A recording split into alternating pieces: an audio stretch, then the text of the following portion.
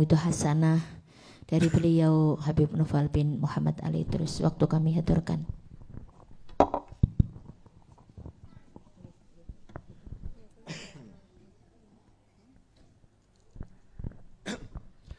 Bismillahirrahmanirrahim.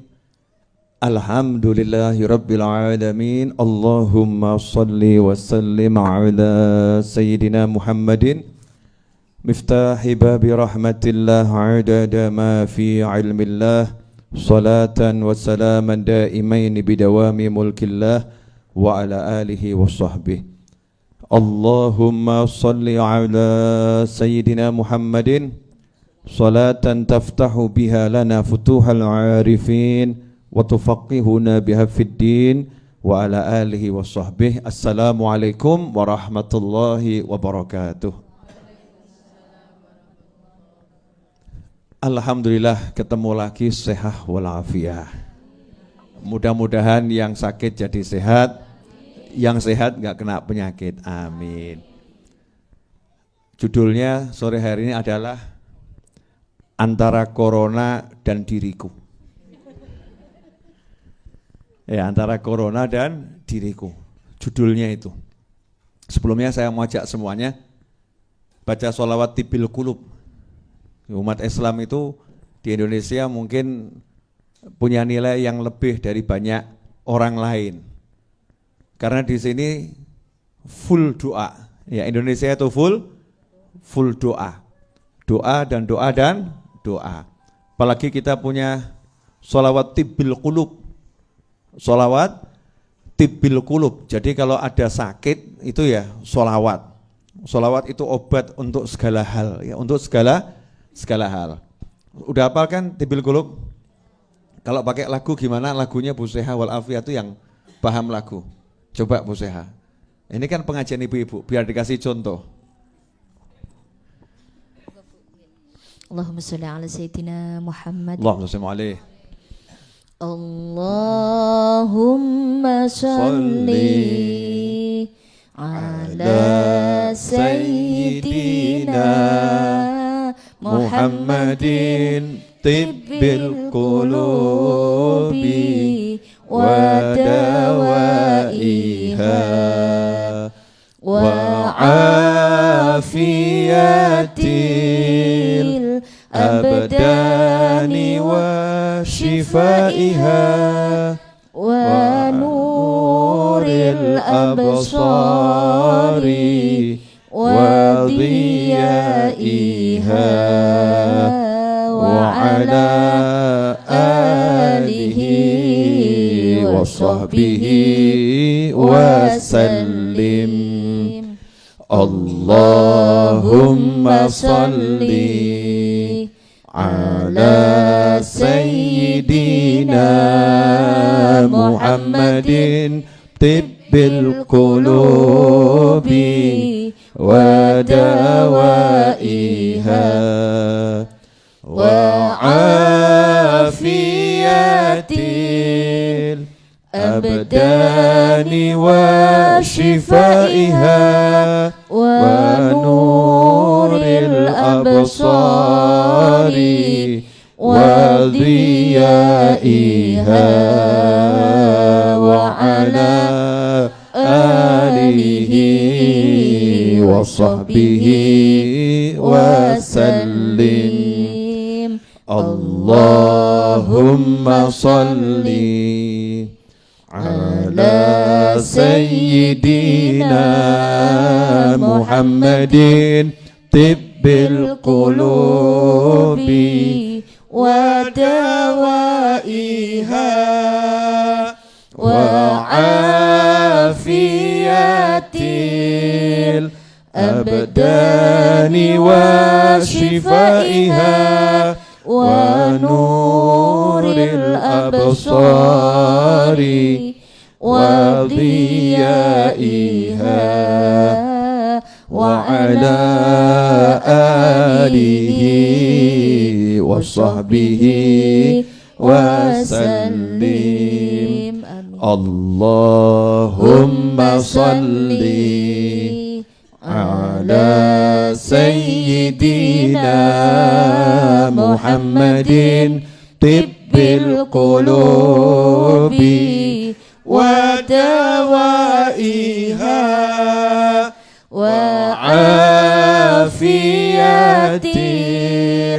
الأبدان وشفائها ونور الأبصار وضيائها وعلى آله وصحبه وسلم. Lagi Allahumma salli ala sayyidina Muhammadin tibbil qulubi wa dawaiha wa afiyatil abdani wa shifaiha wa nuril absari wa diyaiha wa ala alihi wa sahbihi wa sallim. Amin. Corona dan kawan-kawannya minggat. Ya, penyakit juga lenyap. Gitu jadi muslim. Jadi muslim kok galau terus pergi ke supermarket borong. Ya, lihat masker seperti pacarnya ditubruk. Ya, jangan seperti itu. Jangan ikut-ikutan orang-orang yang di luar negeri ya. Jangan ikut-ikutan orang yang di luar negeri. Kita bangsa yang beragama dan kita umat yang beriman kepada Allah Subhanahu wa ta'ala. Jadi gak ada manusia itu mati gara-gara penyakit dalam syariat Islam, gak ada. Mati itu gara-gara nyawanya sudah harus dicabut sama malaikat Israil alaihissalam. Umurnya sudah habis. Itu akidah ahlus sunnah wal jamaah. Jadi kalau urusan mati, urusan malaikat Israil alaihissalam. Jenengan seger buger nanti sore ini mati ya bisa. Ya, insya Allah jangan. Ya insya Allah panjang umur, sehat walafiat. Ada yang udah tergeletak di rumah sakit, kata dokter nggak ada harapan, dokternya mati duluan. Itu juga ada. Yang nggak ada harapan, nggak mati tiba-tiba jadi sembuh. Makanya jangan pikiran penyakit bawa kematian, nggak usah dipikiri. Pakai ilmu saya saja, yang mumet silahkan mumet, ilmu saya moh mikir. Tapi akehono oleh zikir. Ya memang kita harus melakukan tindakan pencegahan untuk segala macam hal termasuk penyakit. Alhamdulillah kalau jenengan muslim yang baik, muslim yang ikut sunnah Nabi Muhammad SAW, semua pencegahan untuk segala macam jenis penyakit itu sudah diajarkan oleh Nabi Muhammad SAW. Contohnya bangun tidur ya, itu nggak boleh asal-asal kemudian langsung minum, ya nggak boleh. Ya minumnya juga dilihat, gelasnya tutupan atau tidak. Kalau nggak tutupan, itu dikatakan oleh Nabi SAW, setiap tahun itu ada wabah penyakit. Setiap tahun ada wabah penyakit. Tidaklah melewati suatu bejana yang terbuka kecuali penyakitnya mampir. Makanya orang kalau mau naruh barang, mau tidur itu suruh nutupi. Gelas ditutupi, cangkir ditutup, yang ada makanan minuman ya. Islam tuh ngajarinya luar biasa. Terus ya kalau mau masuk kamar mandi, kita ini nggak boleh bangun tidur masuk kamar mandi tangan langsung jegur ke bak, ya itu dilarang oleh Nabi Muhammad SAW. Kenapa? Karena salah seorang di antara kalian tidak tahu tadi malam tangannya tidurnya di mana. Wadah yang tangannya tidurnya di hidungnya. Ya, wadah yang tidurnya, masya Allah saya nggak boleh ngomong ya, paham kan ya? Bergerak kemana-mana nggak jelas itu ya. Terus pagi-pagi bangun tidur masuk kamar mandi, masuk bak, kalau masih pakai bak tuh ya, masuk bak. Belum bisa bayangkan, satu RT, satu RW itu kalau bak mandi berjamaah, ketularan tangannya yang masuk kemana-mana. Naudzubillah min dzalik. Mau makan, mau nyicipi sesuatu, sunnah dari Nabi SAW, suruh cuci tangan. Bahkan dikatakan dalam sebuah riwayat, meskipun lemah, orang kalau mau makan cuci tangan dijauhkan dari kefakiran. Jadi resep sugih itu. Kenapa? Oh, sehat.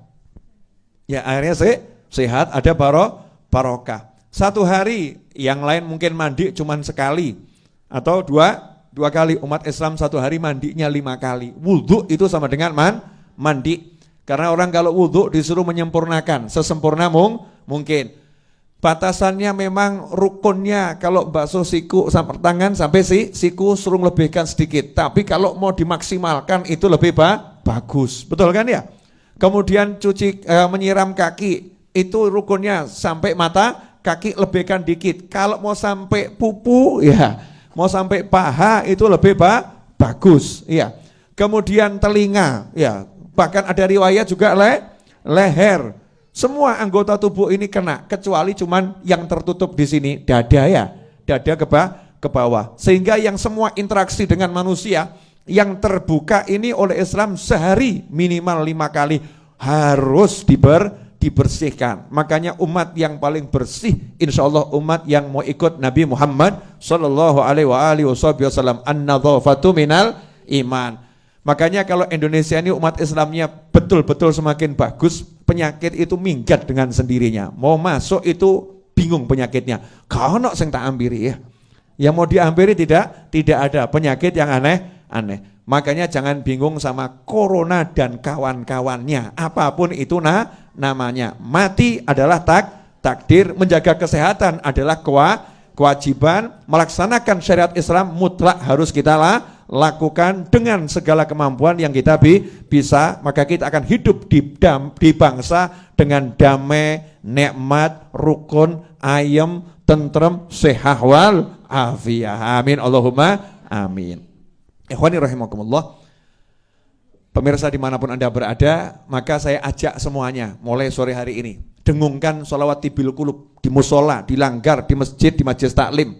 Bu Seha wal Afiyah dan teman-temannya, ya, sebelum mulai ngaji, setelah mulai ngaji tibil qulub ini disemarakkan, ya, disemarakkan biar anak-anak kita semua pada hafal. Apalagi ada lagunya yang enak tadi. Allahumma salli ala sayyidina Muhammadin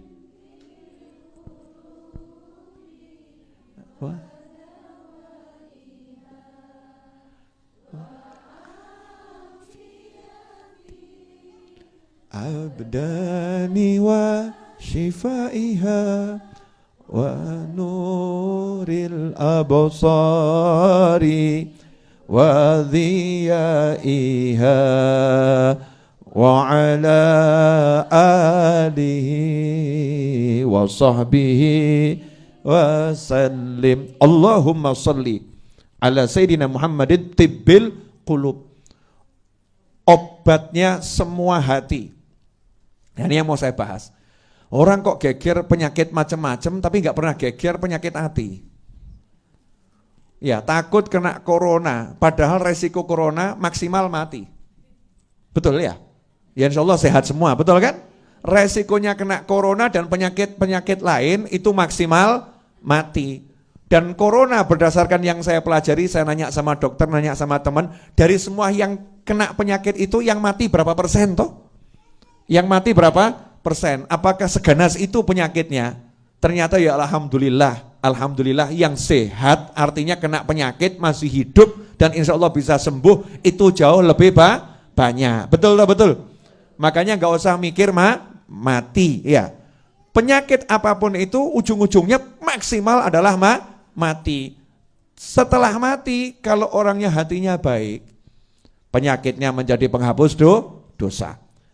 Penyakitnya menjadi nambah pangkat di sisi Allah Subhanahu wa ta'ala. Tapi kalau orang kena penyakit yang saya sebutkan ini, walaupun sehat badannya, walaupun kaya dirinya, begitu isdet, Masya Allah, sakitnya nggak rampung-rampung. Contoh, ini biasanya ibu-ibu suka kena penyakit ini. Maaf ya Bu, penyakit gak bisa ngucap terima kasih sama suami. Ya pasti yang kena penyakit ibu-ibu tuh. Judulnya penyakit tidak bisa ngucap terima kasih sama suami. Berarti yang sakit ibu-ibu. Bu, pernah enggak mengidap penyakit ini? Oh ngaku kan, ngaku tuh. Artinya suaminya ngasih A, ngasih B, ngasih sampai Z. Itu kalau yang dikasih belum sesuai yang diinginkan. Jadi ibu pengennya kudung warna hijau. Suami ngasih kudung warna merah, biru, hitam, ya, pink, krem, semua dikasih kecuali yang hijau. Apa kata sang istri? Kamu memang tidak pernah perhatian sama aku. Kamu pria yang tidak pernah berbuat baik kepada aku. Kamu tidak pernah mau belikan kudung untuk aku. Lah sak lemari ki kudunge sopo? Ini wanita model begini ada, ini ada nih, ada. Mudah-mudahan orangnya hadir, saudara-saudara. Ada.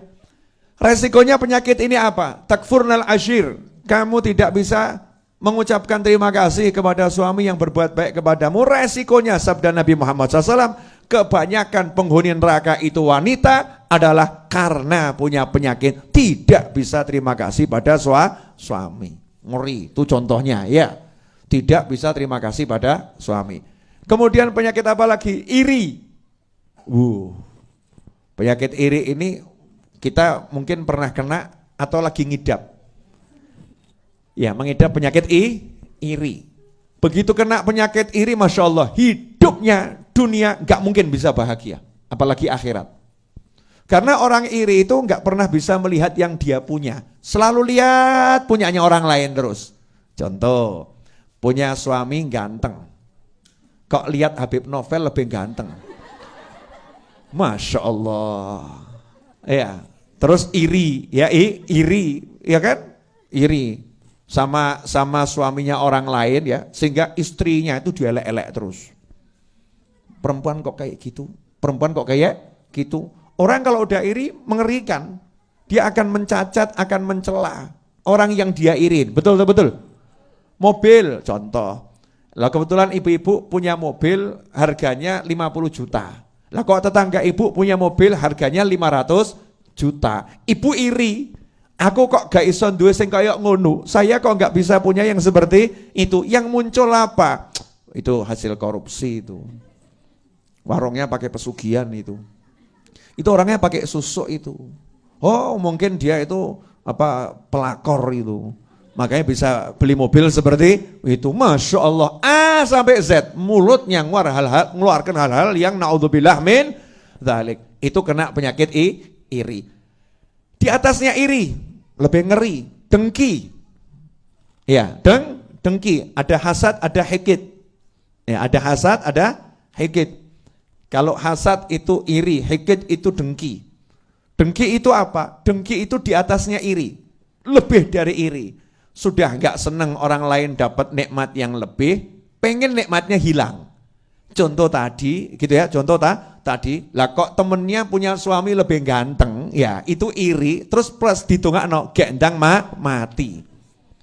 Mudah-mudahan suaminya cepat mati, biar tahu rasanya jadi janda, enggak punya suami, Masya Allah. Ini perempuan model seperti ini, yang iri dengan model apapun tadi, atau mobil, mudah-mudahan mobilnya itu ketiban watu remuk gitu ya. Mudah-mudahan masuk ke jurang, ya naudzubillah min dzalik. Menginginkan nikmat itu lenyap dari orang lain, itu namanya dengki, bahaya itu. Dengki itu mengerikan luar biasa. Kemudian penyakit lagi, ini masih saudara semua nih, rata-rata penyakit itu bersaudara. Iri, dengki itu ya, itu bersaudara. Ada penyakit yang namanya ujub, bangga diri. Belum sampai taraf sombong, jadi ujub. Aku. Tapi dia memunculkan akunya, gak pernah lihat Allahnya, paham ya? Lihat kemampuan dirinya, saya kok. Gak lihat Allah. Kalau gak saya gak bisa. Saya. Itu namanya ujub. Contoh, ibu pinter masak. Ya, kemudian kok nyuguhkan orang, orangnya seneng, nyugi orang, orangnya seneng, enak ya. Terus di hati ibu ngomong, memang aku jago masak, ahli masak, memang saya pinter masak. Tanpa merendahkan orang lain, ujub, berbangga diri, bahaya itu. Itu menghancurkan amal. Yang lebih parah dari ujub, sombong. Sombong itu bangga diri plus menghina orang lain. Plus menghina orang lain. Masaknya enak, oh iya saya, kalau dia nggak enak. Oh dia itu masaknya, wah enak. Apalagi yang di pojok sana, wah nggak enak sambil duding gitu ya. Itu nggak enak itu. Merendahkan orang lain, an yakiroh. Jadi merendahkan, menghinakan muslim yang lain. Itu adalah kesombongan. Dengan melihat dirinya yang punya kemampuan. Na'udzubillah min dzalik. Ada yang nanya, Habib, lah kalau saya bangga, tapi karena saya bisa sesuatu untuk syukur, boleh enggak? Nah ini bedanya tipis. Ada orang yang bangga tapi syukur. Kalimatnya lain, masakanmu enak, alhamdulillah, alhamdulillah saya dikasih Allah kemampuan masak, ya Allah terima kasih, ya itu ke Allah subhanahu wa ta'ala. Itu yang namanya, kalau kamu dikasih nikmat sama Allah, sebut-sebutkanlah, wa amma bi ni'mati rabbika fahaddits. Itu bukan ujub, itu bukan sombong, karena dikembalikan pada Allah subhanahu wa ta'ala dan tidak pernah merendahkan orang lain. Nah penyakit yang saya sebutkan ini diantaranya, kalau kita kena, urusannya nggak selesai dengan mati. Kalau corona dan kawan-kawannya dengan mati selesai. Tapi kalau penyakit yang saya sebutkan tadi, itu mati nggak menyelesaikan. Mati baru permulaan. Masya Allah. Langsung disambut sama malaikat mungkar wa nakir. Ngerinya luar biasa. Raqib dan Atid memberikan laporan. Raqib Atid ngasih laporan, mungkar nakir nyambut. Malaikat azab siap ngajar. Itu baru di kuburan. Keluar dari kuburan masuk alam kebangkitan. Dikasih tempat yang panasnya luar biasa, enggak dapat naungan. Dari kebangkitan dihisab, hisabnya itu akan berat, kemudian akan diseret ke neraka. Na'udzubillah min dzalik. Makanya ikhwani rahimakumullah, justru kita sekarang ini harus fokus sama penyakit hati ini loh, penyakit hati. Kalau hatinya sehat, enggak akan bingung dengan apapun. Ini sekarang karena hati banyak yang sakit, Masya Allah. Itu lihat orang jalan, di jalan tuh mungkin timbul su'dzon, gitu ya, prasangka buruk. Jangan-jangan dia kena corona. Gitu. Jangan-jangan itu yang di kanan saya kemarin dari mana ya? Jangan-jangan dia tertular, nanti nulari saya. Nanti, jangan-jangan, ono wong watuk sidik, ada orang batuk sedikit, wah virus corona itu. Disingkiri. Dijauhi, yang ada prasangka buruk. Na'udzubillah min dzalik, bahaya ini. Muslim Indonesia enggak boleh begitu. Harus prasangka baik dengan kanan kirinya, depan belakangnya, atas bawahnya, semua diprasangkai baik. Tetapi kita kan waspada caranya jalankan sunnah Nabi Muhammad SAW. Itu namanya waspada. Waspada caranya baca doa. Waspada caranya baca sholawat. Waspada caranya hiduplah dengan gaya hidup yang sehat, makan saat lapar, berhenti sebelum kenyang. Itu ajaran Nabi Muhammad sallallahu alaihi wasallam. Kalau terpaksa ambil paketnya orang awam, makan walaupun masih kenyang tapi enggak kekenyangan. Sepertiga untuk nafas, sepertiga untuk makan, sepertiga untuk minum. Itu cara makannya orang awam. Cara makannya orang-orang yang lebih khusus, kalau lapar baru makan, belum kenyang udah berhenti. Kalau cara makannya para wali yang tingkatnya tinggi, makannya cuman sesuap sebagai syarat nyambung kehidupan. Sebetulnya enggak makan pun kuat, tapi nanti kalau enggak makan itu syariatnya dilanggar. Syariat mau nyambung hidup harus makan. Luqaimatun yuqimna bihas sulbah. Dia terpaksa makan sesuap untuk syarat saya ini manusia, saya jalankan syariat, saya harus hidup. Dengan sesuap itu Masya Allah, satu hari kuatnya luar biasa. Seperti Imam Nawawi, seperti Imam Malik. Imam Malik rahimahullah itu cuman buka dengan permen secuil kurma, sahurnya dengan seteguk air. Ke toiletnya 14 hari sekali. Sementara kita ke toilet satu hari 14 kali. Masya Allah. Beda-beda tipis, angkanya sama kok. Ya angkanya sama. Dah itu bab corona selesai. Tidak usah bingung sama corona. Insya Allah nggak ada yang kena, amin. Kalau kena yang namanya muslim ya, kena itu ya nyantai-nyantai saja. Terus berpikir positif, insya Allah sehat. Mati wis wayahe, selesai. Kalau meninggal itu udah waktunya. Persiapkan diri. Setiap orang ini kan ngantri mati, toh nggak usah nunggu penyakit. Nunggu penyakit. Mau mati kok nunggu penyakit? Emang penyakit yang buat mati? Kamu, saya, kita ini semua lagi ngantri untuk dicabut oleh malaikat Israel alaihissalam. Itulah bedanya Indonesia dengan negara lain. Kenapa? Karena bangsa ini punya Pancasila yang sila pertamanya ketuhanan yang Maha Esa. Artinya dasar hidupnya, pola hidupnya yang menjadi landasan hidupnya adalah Allah Subhanahu wa ta'ala. Jelas semuanya? Apalagi muslimnya. Itu secara umum saja harus Tuhan yang diutamakan, apalagi muslimnya. Dah cukup. Sekarang mau cerita yang lain. Oleh-oleh umrah, boleh ya. Oleh-olehnya diantaranya saya itu kan punya orang yang WhatsApp saya itu kan macam-macam, banyak. Rupanya itu mulai dari, kalau di Indonesia nggak usah dibahas, saya kan di Indonesia kan cukup terkenal, nggak usah dibahas. Ya ini alhamdulillah, itu bukan sombong, bukan ujub, naudzubillah min dzalik. Namanya tahadutsan bene nikmah, syukur ya, mensyukuri nikmat. Landing di Madinah ya, masuk kota Madinah, Masya Allah, itu ketemu manusia yang ada ketemu tuh Habib Novel, minta foto. Habib Novel, minta foto. Habib Novel, minta foto. Ya, dimanapun itu ketemu Habib Novel, minta foto. Jadi saya senang, ternyata dulur kita banyaknya luar biasa. Artinya tayangan ini ditonton di mana-mana dan alhamdulillah memberikan manfaat. Di antaranya adalah yang selalu ikut donasi untuk Majelis Ar-Raudhah. Kadang donasinya itu kalau punya uang 100.000 ya 100.000. Kalau punya uangnya itu 200.000 ya 200.000. Kalau pas dia punya uang 10 juta yang ngasih 10 juta. Itu salah satu Habib ya, Habib Singapura sana. Tinggal di Singapura. Marganya Al-Hasni. Ini insya Allah nonton nih. Ya, marganya Al-Hasni. Setiap bantu saya selalu mengucapkan tetap senyum Habib, insya Allah ketemu. 2 tahun lebih itu WA-nya cuma begitu. Ya, laporan ikut andil entah berapa yang beliau punya, terus tetap senyum Habib, ya insya Allah ketemu. Nah subhanallah, waktu saya di Mekah, karena beliau ngitu YouTube saya, Habib lagi di Mekah, kebetulan WA-nya enggak saya buka.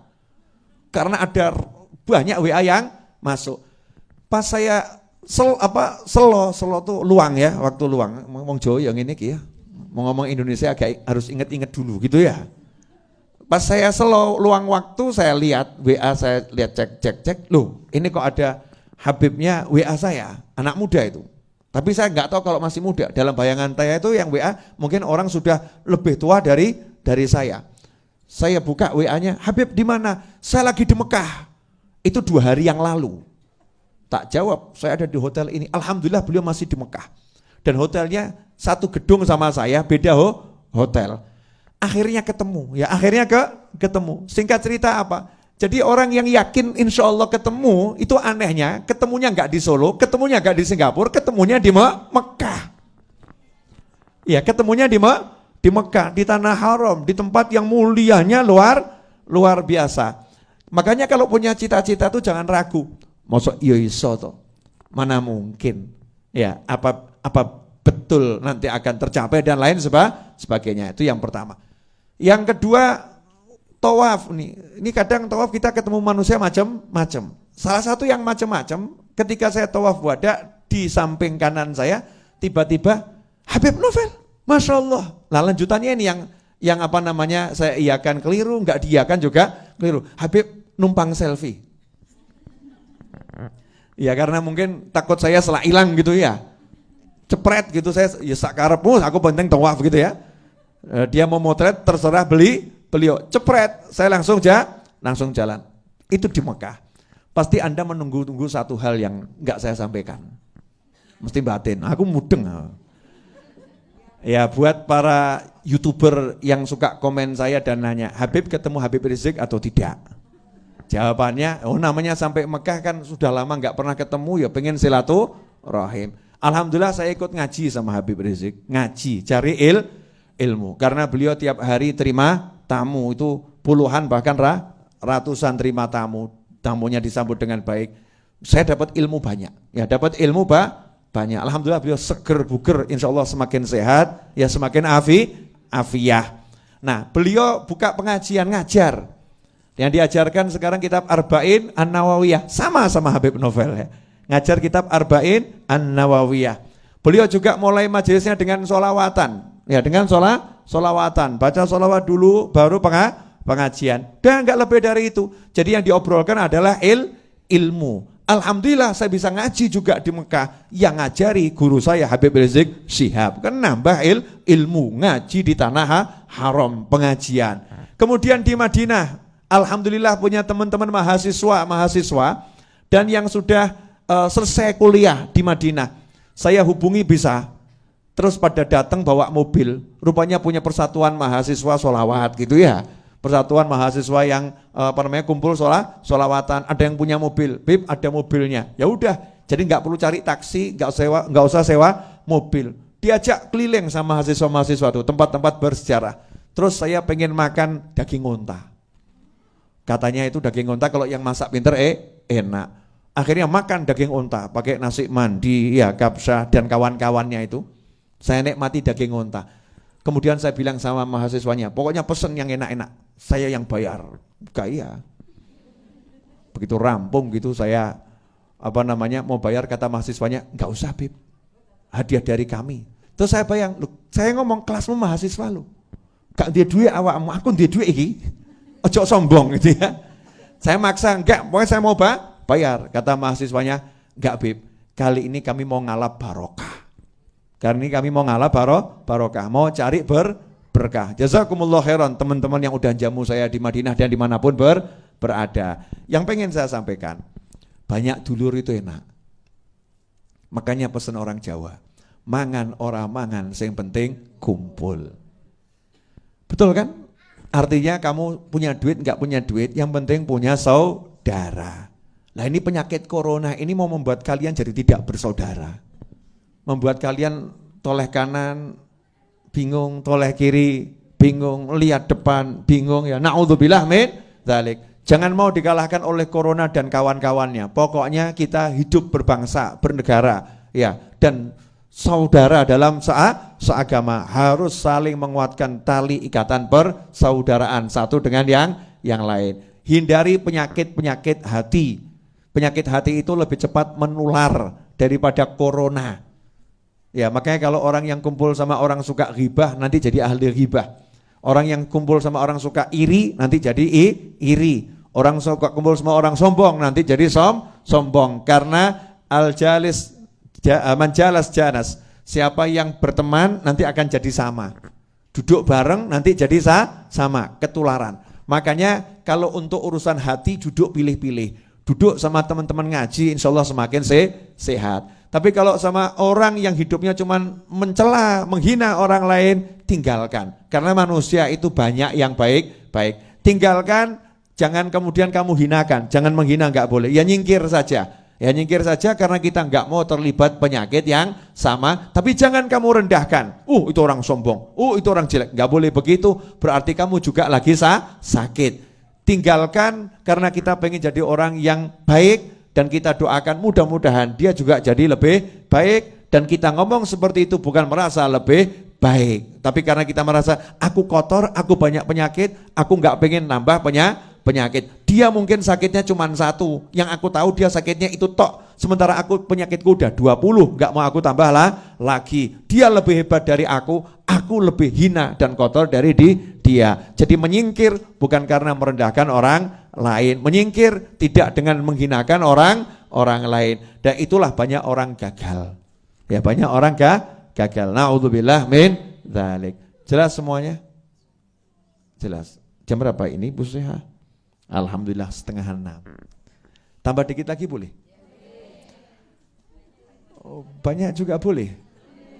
Di antaranya saya bertemu dengan Habib Zain bin Ibrahim bin Smith. Semoga Allah panjangkan umurnya dalam kesehatan ketaatan. Habib Abdul Qadir bin Ahmad almarhum Jeddah rahimahullah mengatakan, Habib Zain bin Smith merupakan Syafi'i hadhihi ummah.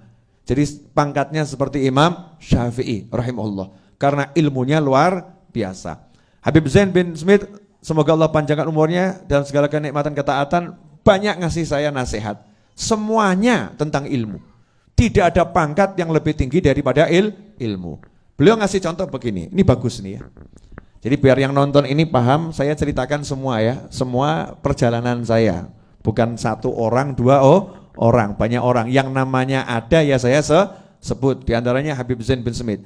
Kalau tadi Habibnya Singapura gak saya sebut, ya sengaja privasinya beliau. Ya beliau gak ingin disebut namanya ya, gak ingin disebut namanya. Habib Zain perintahkan sama saya soalnya, sampaikan ke orang-orang. Sampaikan ke orang-orang. Saya bilang saya punya majelis ya sepekan sekali. Sampaikan ke orang-orang. Ini beliau mengasih contoh gini. Kalau sekarang misalnya ibu-ibu pemirsa ada kerabatnya meninggal, tinggalnya di Amerika. Punya warisan 30 miliar buat Anda. Kira-kira berangkat marani atau biarkan saja? Ayo jujur. Punya kerabat tinggal di Amerika, kerabatnya meninggal, punya warisan 30 miliar untuk Anda. Tapi syaratnya Anda harus berangkat ke sana untuk mengambilnya. Berangkat atau gak paten? 30 miliar no. Berangkat atau gak paten? Berangkat, betul? Ya, duit loh nih. Rezeki dari Allah Ta'ala, hak halal. Itu halal. Betul ini, bukan palsu. Artinya betul-betul warisanmu. Pertanyaan saya, kira-kira berangkat atau enggak berangkat? Jujur mawon. Berangkat ya, mengambil hak. Tidak ada yang mencela, bahkan orang mengatakan selamat jalan, ya jangan lupa ya oleh-olehnya, nanti saya didumi, betul begitu kan ya? Sementara Nabi Muhammad SAW bersabda, al-ulama warathatul anbiya. Para ulama itu yang mewarisi Nabi. Nabi punya apa, itu dikasihkan ke ulama. Nabi punya apa, dikasihkan ke ulama. Jadi kalau kamu tahu ada ulama, mbok parani apa mbok tinggal? Enggak, ya. Maksudnya itu semangatnya marani podo bek duit apa gak gitu loh ya. Al ulama warathatul anbiya. Makanya nih warisannya Nabi ini mahal, warisannya ilmu dan ulama. Karena ilmunya enggak ditulisan. Makanya Nabi enggak mengatakan warisannya itu berupa tulisan, enggak. Warisannya berupa kalimat-kalimat, enggak. Tapi warisannya adalah ilmu yang dititipkan di dada para ulama. Kita disuruh cari para ulama. Kemudian Habib Zain bin Smith juga mengatakan akhir zaman ini banyak soalnya itu duduk lumayan, setiap kata yang keluar itu ilmu semua. Ya, setiap kata yang keluar itu ilmu. Makanya yang bisa saya sampaikan, yang saya rekam banyak di kepala dan di hati. Tapi kan enggak semuanya bisa disampaikan. Di antaranya beliau mengutip ucapannya Habib tempo dulu, ya zaman dahulu kala. Di akhir zaman ini tidak ada yang lebih manfaat, dari 3 hal ini. Jadi ada 3 amalan yang paling bermanfaat untuk umat di akhir zaman. Yang pertama adalah istighfar, sholawat, sodakoh. Ini bukan urutan 1, 2, 3 ya, semua sejajar ya. Istighfar, sholawat, sodakoh. Itu amal yang paling mujarab di akhir zaman. Apa itu? Istighfar, sholawat, sodakoh. Gampang atau susah? Gampang. Itu menurut ibu-ibu, ceken awakmu. Satu hari ini kamu istighfarnya berapa kali? Ngerasaninya lebih banyak atau istighfarnya yang lebih banyak? Sholawatnya berapa kali? Sedekahnya itu berapa kali?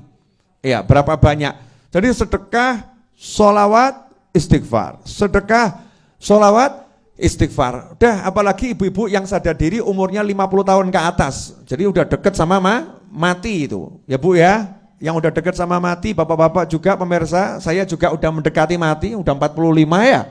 Itu harus lebih banyak sedekah, sholawat, istighfar. Gampang, gak angel.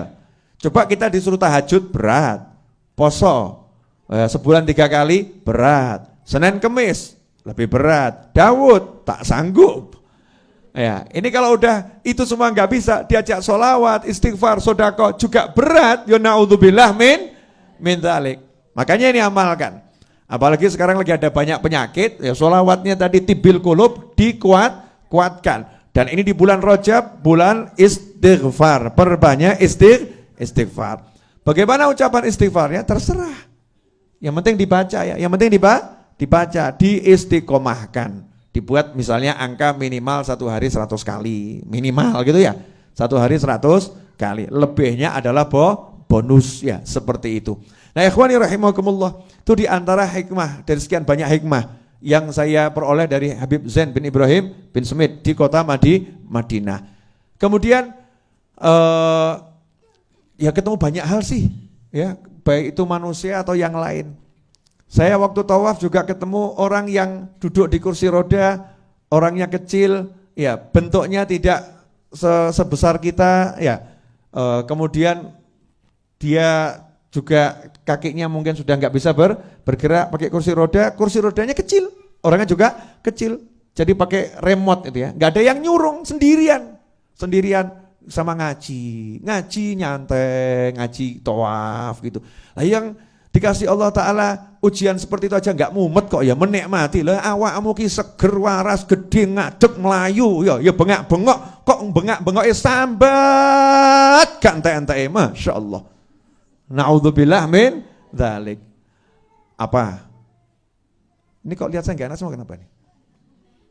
Ya ini yang saya dapat ya begitu ya. Ternyata setelah disimpulkan dapat satu kesimpulan dari semua perjalanan. Oh iya, saya waktu berangkat itu berangkatnya kan hari Minggu ya. Minggu harusnya terbang. Ternyata berkat doa ibu-ibu pesawat saya nggak jadi terbang. Pesawat saya rusak. Jadi sudah, padahal itu pesawat yang salah satu maskapai terbaik di dunia. Udah mau terbang ini, tiba-tiba mandek. Mohon maaf, ini ada kerusakan sistem. Kita akan belok dulu, terus berhenti. 2 jam memperbaiki, mohon maaf tidak bisa diperbaiki, kemudian parkir ya, coba turun dulu, tunggu, mohon maaf gak bisa diperbaiki, akhirnya dikirim ke hotel. Nah karena maskapainya maskapai besar, hotelnya juga bintang 5, nginep semalam di Jakarta, di hotel bintang 5, hebatnya itu ya, besok siangnya dijanjikan sama maskapainya mau terbang, ternyata dandaninya belum selesai. Selesainya baru maghrib, ba'dal isya baru berangkat. Subhanallah, lebih dari 1 kali 24 jam itu penerbangan ditunda. Itu seluruh jamaah umrah Indonesia yang ada bareng satu pesawat sama saya dari berbagai kelompok itu, saya ketemu orang-orang luar biasa. Gak ono sing sambat. Gak ada yang sambat, semua menikmati, ya semua nyantai, semua legowo, ya semuanya asyik. Coba kalau jenengan itu. Iki piye karepe iki? Sida mangkat apa ora? Ra cetoi. Gitu kan? Semua menikmati. Waktunya sarapan, waktunya tidur, makan siang, makan siang. Bahkan ngomong alhamdulillah kita umrohnya ini sekali tapi pahalanya 2 kali. Kenapa? Yang pertama udah mau berangkat gak jadi. Nah sekarang berangkat lagi. Update status. Iya. Kalau kemarin bismillah, sekarang alhamdulillah. Terus bismillah lagi itu. Nah itu ikhwani rahimakumullah, legowo. Dikasih hadiah pesawatnya nggak terbang itu, hatinya mikirnya bagus semua. Ya mikirnya alhamdulillah kok belum mabur, Indonesia ini ya, belum mabur ya, kemudian diberhentikan. Coba kalau sudah terbang baru tahu rusak lah piye gitu ya. Itu Indonesia banget itu. Indonesia banget itu, muslim tenanan ya, muslim Indonesia. Selalu berpikir positif. Maka hidupmu kalau mikir enak-enak kan jadinya pena. Kalau mikirnya jelek-jelek walaupun enak jadinya enggak enak. Jelas? Apa? Udah gitu ya. Jadi itu perjalanan saya mengunjungi bukan cuma satu ulama, ada beberapa ulama yang saya kunjungi. Saya juga ketemu dengan Syekh Abdurrahim Al-Banjari, orang Banjar yang tinggal di Mekah, yang nulis banyak buku ya. Juga dapat hadiah salah satu tulisannya ya. Saya ketemu sama ulama. Saya juga ketemu di Madinah Al-Munawwarah dengan satu ulama dari Hadramut. Ketemunya ketika selesai dari sholat itu ya, tak lihat ini Hadramut Tarim ini wajah ulama, saya samperin gitu ya. Alhamdulillah juga ketemu ulama, menyenangkan. Jadi kalau hati kita tuh ditoto enak, jadinya enak-enak saja. Terakhir, ibu-ibu pemirsa dimanapun Anda berada, insya Allah akhir April pelunasan tanah itu wajib dilunaskan, insya Allah. Sampai hari ini hanya kurang 2 miliar rupiah. Ya, sampai hari ini hanya kurang 2 miliar rupiah. Yang mau ikut andil, silahkan ikut andil. Transfernya kemana yang mau transfer? Cek saja YouTube saya atau profil picture dari WhatsApp saya, udah banyak itu saya share. Beb, saya nggak mau ikut andil duit, Beb. Ya, tapi mau dapat gantinya buku, silahkan beli buku saya. Ya, beli bukunya ada paket A, B, C, D. Yang A 80 buku, B 40 buku, C 20 buku, D 10 buku. Nanti bisa dicek di WhatsApp yang saya sebar luaskan. Habib, saya nggak punya duit, tapi saya punya doa. Wah, doamu lebih kebutuhan dan duitmu bonusnya. Jadi kalau nggak punya duit, doa. Karena banyak doa-doa itu justru nggogroken duit dari langit, munculkan duit dari bumi. Orang-orang yang tadinya nggak berani jadi berani, yang kikir jadi dermawan karena doanya orang banyak. Doakan, Beb, saya ini bisa doa dan bisa share. Pokoknya saya bantu share kemanapun, Beb, sharen.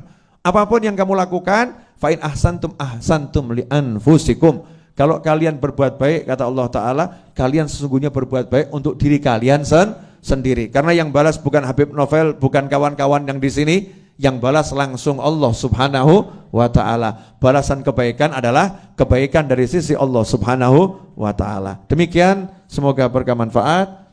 Mari kita tutup dengan sholawat Tibbil Qulub. Ini special edition ya, sholawat Tibbil Qulub. Ya pemirsa, Tibbil Qulub ajarkan kepada semuanya. Ya, ajarkan sholawat Tibbil Qulub. Mau dilakukan, nggak dilakukan, yang penting dibaca. Kalau ada orang nanya dalilnya mana, nggak usah dijawab, cukup Anda jawab dalilnya adalah Habib Novel Al-Idrus, selesai. Kalau kamu nggak percaya, silahkan datang ke Solo, butuh penjelasan, datangi Habib Novel. Saya ajarkan Tibbil Qulub, saya tanggung jawab dunia dan akhirat. Jelas semuanya? Ya, mari kita bertibil qulub. Ya, bertibil qulub. Mari yang suaranya enak, Bu Seha, Bu Fat, ya, suara saya kan nggak enak, nanti jadi ketahuan. Kalau ngikuti yang suaranya enak kan saya kelihatan, wah Habibnya suaranya enak ya. Pulang umroh kok suaranya jadi enak, padahal itu menyusup di antara suara yang enak. Monggo Bu Seha. Bismillahirrahmanirrahim. Allahumma sholli ala sayyidina Muhammadin tibbil qulubi wa dawaiha wa afiyatil abdani wa shifaiha wa nuril absari wa diyaiha wa ala alihi wa sahbihi wa sallim. Allahumma salli ala sayyidina Muhammadin tibbil qulubi wa dawaiha wa afiyatil abdani wa shifaiha wa nuril absari wa diyaiha wa ala alihi wa sahbihi wa sallim. Allahumma salli ala sayyidina Muhammadin tibbil qulubi wa dawaiha wa afiyatil أبداني وشفائها ونور الأبصار وضيائها وعلى آله وصحبه وسلم آمين.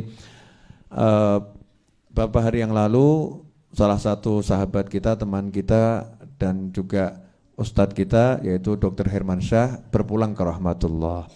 Mari kita kirimkan Al-Fatihah untuk almarhum Dr. Hermansyah. Semoga Allah letakkan ruhnya di alam barzah sana bersama para nabi, para siddiqin, para syuhada dan para solehin, dan Allah jadikan kuburnya sebagai taman-taman surga. Allah ampuni dosa-dosanya, Allah terima semua amal solehnya, dan Allah jadikan keluarga yang ditinggalkan keluarga yang semakin taat pada Allah Ta'ala, keluarga yang diberi rezeki dari segala arah tanpa susah payah, keluarga yang diberi ketabahan dan kesabaran, dan dijadikan penyayang hati almarhum dunia dan akhirah, dan penyayang hati terutama baginda Muhammad sallallahu alaihi wasallam. Dan semoga Allah Ta'ala panjangkan umur semua kita dalam kesehatan, ketaatan, keridhaan, kebahagiaan, kesenangan, ketentraman, kenyamanan, dan setelah semua itu nanti Allah akhiri usia kita dengan husnil khatimah. Ala hadiniyah al-Fatihah. A'udzu billahi minasyaitonir rajim. Bismillahirrahmanirrahim. Alhamdulillahirabbil alamin. Arrahmanirrahim. Maliki yaumiddin. Iyyaka na'budu wa iyyaka nasta'in. Ihdinas siratal mustaqim. Siratal ladzina an'amta 'alaihim ghairil maghdubi 'alaihim waladdallin. Amin. Allahumma shalli wa sallim ala sayidina Muhammadin wa ala ali sayidina Muhammadin. Rabbana taqabbal minna innaka antas samiul alim wa tub 'alaina innaka antat tawwabur rahim bi rahmatika ya arhamar rahimin. Wa sallallahu ala sayidina Muhammadin wa alihi wasallam walhamdulillahi rabbil alamin. Allahumma salli ala sayyidina Muhammadin tibbil qulubi